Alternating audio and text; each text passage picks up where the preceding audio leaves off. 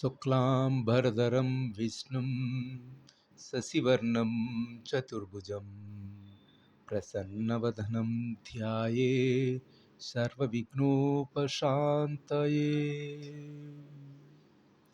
ఓ గణనాథ, నీ దివ్య ఆశీస్సులతో మా పఠనా కార్యక్రమాన్ని భగవద్గీతలోని మొదటి 16 అధ్యాయాలు దిగ్విజయంగా వాటి యొక్క తాత్పర్యాన్ని తెలుగు ఇంగ్లీష్లో చదువుకోవడం మీ దివ్య ఆశీస్సులతో జరిగింది. కోటి కోటి ప్రణామములు తెలుపుతూ ఈనాటి వీడియోలో 17వ అధ్యాయం శ్రద్ధాత్రయ విభాగములు నుండి 15వ శ్లోకం నుంచి 21వ శ్లోకం వరకు ఈ వీడియోలో వాటి యొక్క శ్లోక తాత్పర్యాన్ని తెలుగు ఇంగ్లీష్లో చదువుకుందాం. ముందుగా 15వ శ్లోకం ఆస్టరిటీ ఆఫ్ స్పీచ్, వంగమయం తపస్. ముందుగా 15వ శ్లోకం. అనుద్వేగకరం వాక్యం సత్యం ప్రియహితం చ యత్ స్వాధ్యాయాభ్యాసనం చైవ వాజ్మయం తప ఉచ్యతే. ఈ 15వ శ్లోకం యొక్క తాత్పర్యం ఏంటంటే, అనురాగ ద్వేగకరము వాక్యము సత్యము ప్రియహితము చ యత్ అనే ఈ వాక్య సారాంశాన్ని మనం సత్యములు, ప్రీతికరములు, హితకరములు, ఇతరులకు ఉద్రేకము కలిగించని వచనములను పలుకుట మరియు నిత్యము వేదములను అభ్యసించుట అనేవి వాక్కుకు సంబంధించిన తపస్సు అనబడును అని మన 15వ శ్లోకం యొక్క తాత్పర్యాన్ని ఈ విధంగా మనం అర్థం చేసుకోవచ్చును. Now let us focus on the next slokas of the 17th chapter from sloka 15 to 21. 15th sloka means like this: speech which causes no excitement is non-offensive, which is truthful, pleasant and beneficial, and practice of the study of the Vedas. These are called austerity of speech. So this was the meaning. We can take it from the sloka 15 of the chapter 17. Now 16వ శ్లోకం austerity of mind, మనసం తపస్. 16వ శ్లోకం ఏం చెప్తుందంటే, మనః ప్రసాదః సౌమ్యత్వం మౌనమాత్మా వినిగ్రహ భావ సంశుద్ధిరిత్యేతత్ తపో మానసముచ్యతే.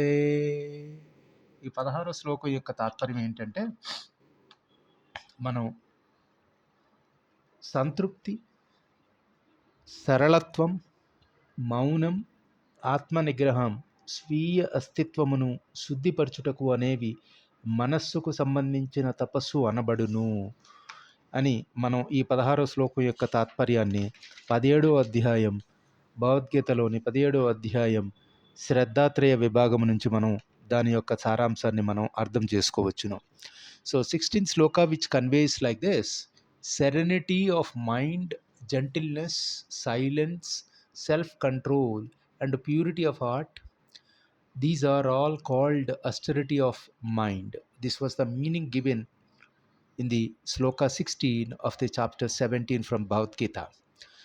తర్వాత మనం 17వ శ్లోకం మనం ఈ విధంగా చదువుకోవచ్చును. 17వ శ్లోకం ఏం చెప్తుందంటే, శ్రద్ధయా పరయా తప్తం తపస్థిత విదితం నరై అఫలాకాంక్షి బిర్యుక్తై సాత్వికం పరిచక్యతే. ఈ 17వ శ్లోకం ఏం చెప్తుందంటే,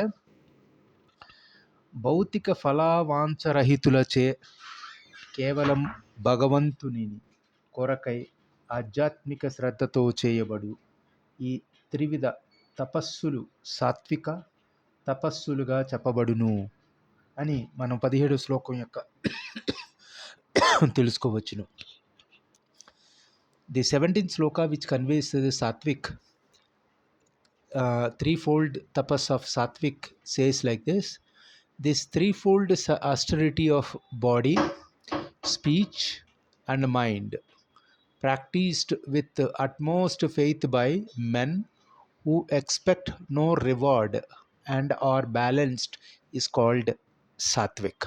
This was the meaning we can convey from the chapter 17, శ్లోక 17.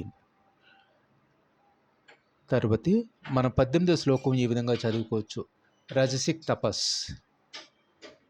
18వ శ్లోకం ఏం చెప్తుందంటే, సత్కార మాన పూజార్థం తపోదంభేన చైవయత్ క్రియతే తదిహా ప్రోక్తం రాజసం చలమద్రువం. ఈ 18వ శ్లోకం మనం 17వ అధ్యాయం నుంచి ఈ విధంగా దాని అర్థాన్ని మనం చదువుకోవచ్చును. ఇతరుల నుండి గౌరవము, సన్మానము, పూజలను అందుకొనుటకై గర్వంతో చేయబడు తపస్సు రజోగుణములు సంబంధించినది.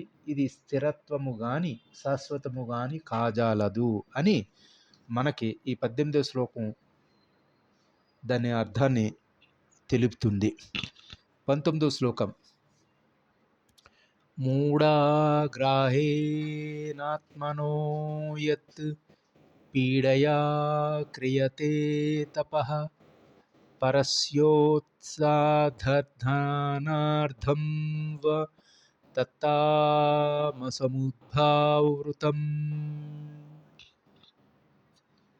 ఈ 19వ శ్లోకం యొక్క తాత్పర్యం ఏంటంటే, స్వీయ హింసచే గాని ఇతరులను హాని గాని నష్టము గాని కలిగించుట కొరకై మూర్ఖత్వంతో చేయబడు తపస్సు తమో గుణమునకు సంబంధించినదిగా చెప్పబడుచున్నది. ఈ 19వ శ్లోకం 17వ అధ్యాయం శ్రద్ధాత్రయ విభాగం నుంచి కృష్ణుడు అర్జునుడికి వివరించిన ఈ అర్థాన్ని మనం ఈ శ్లోకం ద్వారా అర్థం చేసుకోవచ్చును.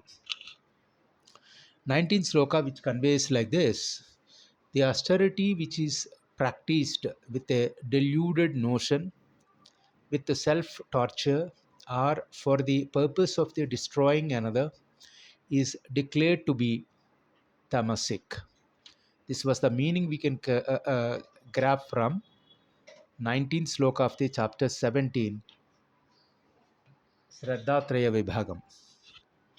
తర్వాత మనం 20వ శ్లోకం ఈ విధంగా మనం చదువుకుందాం.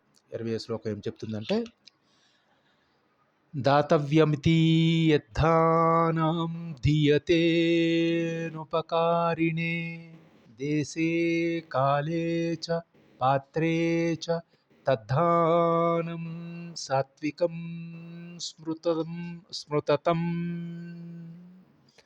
ఈ 20వ శ్లోకం యొక్క తాత్పర్యం ఏంటంటే, ఫలప్రద వాంఛ లేకుండా సరి అయిన ప్రదేశములో సరి అయిన కాలములో యోగ్యుడైన వ్యక్తికి స్వధర్మ దృష్టితో అందించబడు దానము సత్వగుణముతో కూడినట్టుదిగా భావించబడును అని మనం ఈ 20వ శ్లోకం యొక్క తాత్పర్యంగా మనం తెలుసుకోవచ్చును.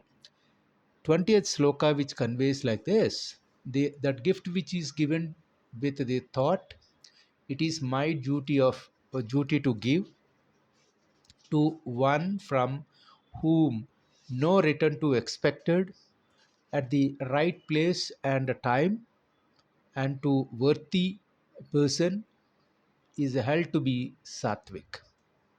This was the meaning from the chapter 17, sloka 20. తదుపరి మనం ఈ వీడియోలో మనం చివరిగా చదువుకోబోతున్న ఈనాటి 17వ శ్లోకం, 17వ అధ్యాయం 21వ శ్లోకం, రజసిక్ చారిటీ. ముందుగా శ్లోకం, యత్తు ప్రత్యుపకారార్థం ఫలం దిద్దిశ్య వా పునః దీయతే చ పరిక్లిష్టం తద్ధానం రాజసం స్మృతుతం. ఈ 21వ శ్లోకం యొక్క తాత్పర్యం ఏంటంటే, ప్రత్యుపకారం వాంఛతో కానీ సమకామ ఫలపాంఛతో గాని అయిష్టతతో గాని చేయబడు దానము రజోగుణ దానముతో చెప్పబడుచున్నదే అని మనం ఈ శ్లోకం ద్వారా మనం అర్థం చేసుకోవచ్చును. In this video we are about to read the last sloka of the chapter 17, Shraddhatraya Vibhaga, sloka 21, which implies that rajasic charity, which conveys that, but that gift which is given with a view to receiving something in return or looking for a reward, or which is given reluctantly, is said to be rajasic. ఈనాటి ఈ 21వ శ్లోకంతో ఈనాటి వీడియోని మనం ఇంతటితో ముగిస్తూ సమాప్తం చేసుకుంటూ, సర్వే జనా సుఖినో భవంతు, సమస్త సమ్మంగళామితంతు, అసతో మా సద్గమయ, తమసో మా జ్యోతిర్గమయ, మృత్యోర్మామృతంగమయ.